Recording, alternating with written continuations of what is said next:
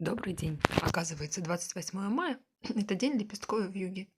И я предлагаю вам нарисовать цветущее дерево. Для начала нам надо затонировать лист. Вспоминаем, что небо у нас вверху более темное, внизу более светлое. То есть чем ниже к горизонту, тем цвет будет светлее. Поэтому вверх мы делаем более темным, насыщенным цветом, а низ более светлый. Добавляем больше белил, чтобы внизу, ближе к горизонту, у нас небо получилось более светлым. Стараемся сделать переходы цвета более мягкими. То есть сглаживаем их кисточкой. Убираем. Так, я хочу опустить цвет немножко пониже, к линии горизонта. Это будет все светлое. Так, убираем края. Делаем зеленую траву. Намешиваем тоже на палитре цвет.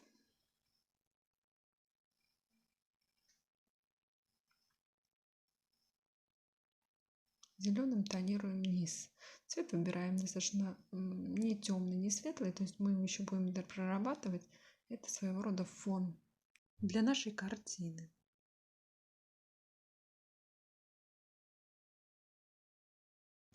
Теперь нам надо нарисовать ствол дерева. Вспоминаем, что ствол у дерева внизу более плотный, более толстый. Его мы рисуем более широким мазком. Вверху ветки более тонкие. Также на палитре смешиваем цвет. Я смешиваю коричневый с черным. Прорисовываем дерево. Рисуем его, не обязательно рисовать его ровным. Деревья ровными бывают очень редко. Прорисуем его где-то под наклоном, где-то сломанная веточка, где-то веточка наклонилась. Вспоминаем, как мы рисовали постановку, и ветки рисуем по такому же принципу. То есть стараемся рисовать снизу вверх, то есть по росту веточки. Рисовать нужно немного корни. Мое дерево будет немножко как бы ветром будет наклонено. Я хочу, чтобы веточки смотрели все на одну сторону.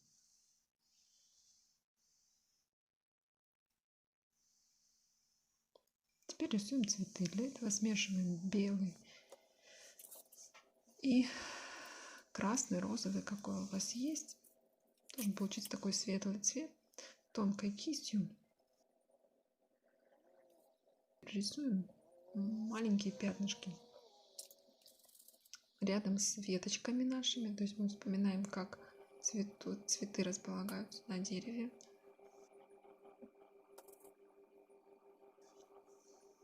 И прорисовываем.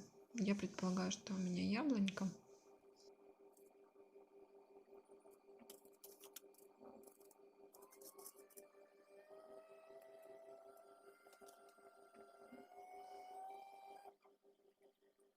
Несколько лепестков, может быть, облетело. Пофантазируйте. Теперь прописываем наши цветки более насыщенным розовым цветом, то есть намешиваем цвет более темный и также прописываем их немного. Можно, если вы хотите, добавить немного желтого. У меня они вот такие розоватые. Продолжаем. Заполняем все веточки. Намешиваем зеленый цвет на палитре и делаем первые листики, которые за цветами у нас распускаются, маленькие совсем, еле заметные, делаем более ярким наш рисунок. И не у каждого цветочка, а там, где вы считаете нужным. Их гораздо меньше, чем цветов.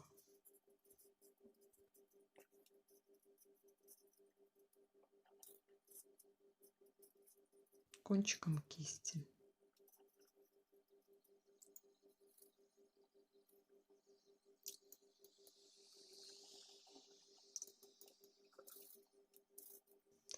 Пропишем немного траву под деревом.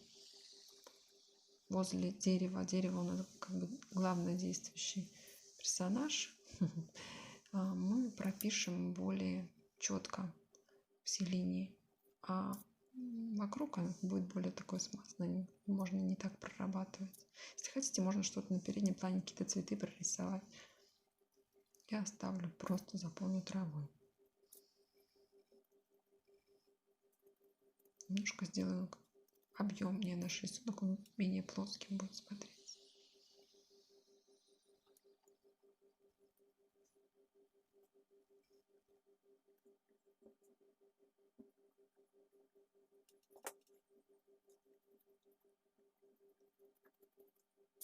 Хочется еще немного добавить лепестков, более где-то светлее, где-то темнее, вот уже прорисовывать наш итоговый рисунок.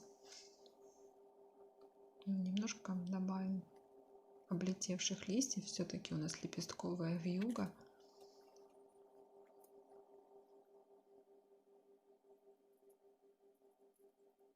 Завершаю мою работу. Последние штрихи. Отрываю скотч. Дома, если будете рисовать, тоже приклеивайте свои работы. Работы так будут выглядеть более аккуратно, более завершенно.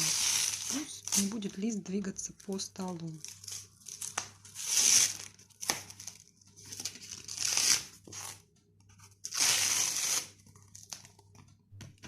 Всем спасибо. Жду фотографии ваших работ в Вайбере.